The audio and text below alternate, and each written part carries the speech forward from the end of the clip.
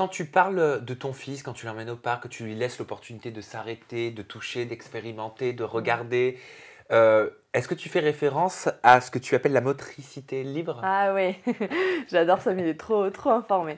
La motricité libre, ouais, j'en parle pas mal sur mes réseaux. C'est le principe de dire, tu ne mets pas, enfin nous, ça a été notre façon de faire avec Gaspard, tu mets pas l'enfant dans une position qu'il n'est pas capable d'atteindre lui-même. Donc tu vas pas le forcer à être assis, tu vas pas le mettre dans les trucs là, il youpa là, où il marche avant de savoir marcher, tu vas lui permettre d'avoir des vêtements confortables pour qu'il puisse se mouvoir correctement.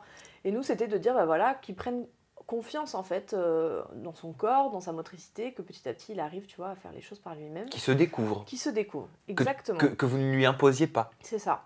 Tu penses qu'on impose beaucoup aux enfants Ah oui, aujourd'hui? oui. Non, mais tu sais, c'est le business de la périculture. Moi, en tant qu'influenceuse, créatrice de contenu, tout ce que tu veux, Instagrammeuse, on m'a proposé de m'envoyer des tonnes et des tonnes de trucs. J'ai fait une vidéo en disant voilà ce dont je me suis servi. Et nous, on est hyper minimaliste en termes d'achat de périculture. Je veux dire, déjà, Gaspard il dort avec nous, donc je t'explique, il n'y a même pas de lit bébé.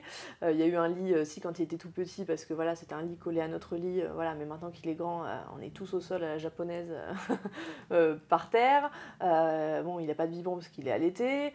Tout ce qui est les poussettes, il a jamais été en poussette de sa vie parce qu'au début de sa vie il supportait pas et après il a été porté en écharpe et encore aujourd'hui tu vois mon mari il le porte tous les jours, donc il y a plein de trucs qu'on n'a pas utilisés, notamment les transats, les trucs. Nous dès 3 semaines il était sur une petite couverture épaisse au sol sur le dos et il a découvert son monde comme ça et il s'est retourné assez facilement, mais tout seul, tu vois, Donc tout c'est pas seul. nécessaire pour qu'un enfant, un nouveau-né soit heureux. Ah non, mais pas du tout. Mais tu sais, enfin, je veux dire, c'est un tel business, la puériculture, le truc de dire, voilà, pour que ton enfant, mais ça va très loin, pour que tu sois une bonne mère, pour que tu sois un bon père, Oui, pour il y a que ton des enfant soit valeurs qui heureux. sont Ouais, associées à ça, bien sûr. à ce marketing. Mais complètement. Mais moi, on m'a proposé des sommes astronomiques, mais pour que je dise que j'utilise tel lait artificiel et tout, alors que j'avais le projet d'allaiter, tu vois. Enfin, je veux dire, il y a un business de fou. Et même, même quand tu vas chez ton pédiatre ou quoi, tu sens que c'est un vrai business dans tous les sens, tu C'est vois. oppressant quand on devient maman? Ben, franchement, si on n'est pas sûr de ses choix, si on n'est pas sûr avec son compagnon de l'éducation qu'on veut donner à notre enfant, de la façon dont on veut vivre sa parentalité, bien sûr. Parce que déjà, tu es jeune parent, donc tu as plein de doutes. Je veux dire, une jeune maman, un jeune papa, quand tu es à la maternité, en plus, moi j'avais un projet d'accouchement à domicile, nous, on avait vraiment, qui s'est pas fait, donc on a été à la maternité une semaine. Le séjour à la maternité, c'est mon pire cauchemar. Non pas, alors les équipes, tu vois, je veux dire, elles font un travail incroyable, vraiment, les sages-femmes et tout, mais tu peux pas nier et que dans les hôpitaux et tout, elles suivent des protocoles en fait, elles y sont pour rien. Donc à un moment donné, toi, si tu t'imposes pas, moi j'ai dû dire non, vous allez pas mettre des antibiotiques à mon fils là, machin, non. En fait, si tu veux, c'est la prévention du risque. Aujourd'hui, on en est là-dedans parce qu'ils ont trop peur d'avoir des procès, s'il y a un drame, si machin. Donc toi, si t'arrives pas à t'imposer et à faire la part des choses de ce qui est vraiment nécessaire pour ton fils, il s'agit pas de dire non, genre ne le soignez pas, non, non. Mais je te parle vraiment du truc nécessaire.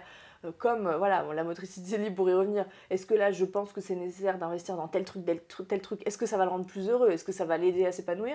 Et d'arriver à se dire, bah non, en fait, genre, lui, en fait, il a pas besoin de ça. Je vais te dire, mon fils, on lui achète pratiquement jamais de jouets. Jamais. Je veux dire, on lui achète des livres. Tu vois, pour ses 1 an, moi, je contrôle vachement ce que les proches offrent aussi et tout. Alors, je peux passer pour la chose de la famille, mais parce que mon fils, il va s'éclater avec des bouchons de bouteilles qu'il va mettre, tu vois, qu'il va mettre à l'intérieur d'une boîte, des pailles qui va, tu vois.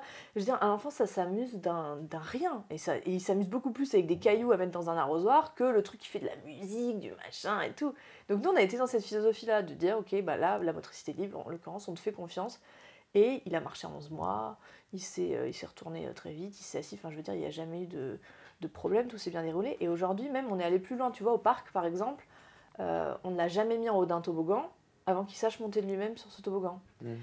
Et très souvent, nous on voyait en fait, quand il était plus petit, qu'il y avait d'autres enfants qui étaient au parc, des enfants qui attendaient que leurs parents soient là, ou la nounou, ou l'assistante maternelle, pour les aider à grimper en haut du toboggan, parce que peut-être qu'ils n'avaient pas forcément la confiance en eux, tu vois, pour grimper tout seul, parce que depuis tout petit, on les avait mis en haut du toboggan, tu vois. Moi, je te prends un exemple du toboggan. Ouais, mais bien sûr, non, mais parce que et c'est Freud qui le disait très bien, ce qui nous arrive dans notre petite enfance nous marque dans notre, Ah oui. à l'âge adulte. Bah, Donc peut-être que des peurs qu'on a en devenant adulte viennent quelque part de l'enfance. bah, tu sais, les 7 premières années de ta vie, en fait, on a une particularité, l'humain, c'est que notre cerveau, il est plastique. Donc là, on le découvre vachement avec les neurosciences et tout. On a des preuves scientifiques qui montrent qu'en fait, tout ce qui se passe dans ton enfance, ton environnement, même les violences que tu peux avoir, je te parle pas... Ce que tu entends même. Ce que tu entends, bien sûr, les choses auxquelles tu assistes, voilà, ton environnement, même ce que tu as vécu pendant la grossesse, tout ça,